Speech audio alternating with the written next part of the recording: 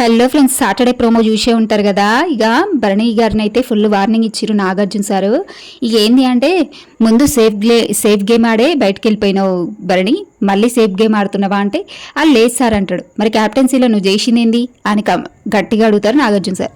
అక్కడ సుమన్ శెట్టిని కూడా అడుగుతారు, సేఫా కాదా సుమన్ శెట్టి అంటే సేఫ్ గేమ్ వేసారు అంటాడు. ఈ సేఫ్ గేమ్ ఎక్కడ అనంటే దివ్యకు సపోర్ట్ చేస్తా అని చెప్తాడు.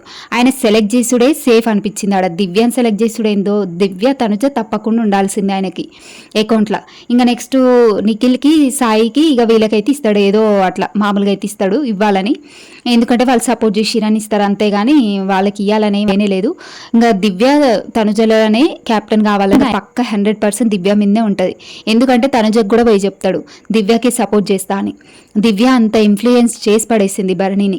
ఫస్ట్ ర్యాంక్లో పెట్టింది. ఇక ఫస్ట్ ర్యాంక్ కాస్త లాస్ట్ ర్యాంక్ అయింది భరణిది. ఇక దివ్య వల్లనే ఆయన గేమ్ అంతా పాడైపోయింది. దివ్య వల్లనే ఆయన అంతా అసలు సేఫ్ ప్లే చేస్తున్నాడు.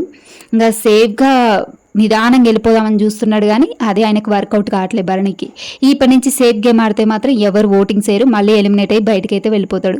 ఇప్పుడన్నా కాస్త మారి బయట చూసి వచ్చింది కాబట్టి ఇప్పుడన్నా కాస్త మారి కొంచెం మంచిగా బాండ్లను పక్కన పెట్టి ఆయన గేమ్ ఆయన ఆడితే బాగుంటుంది.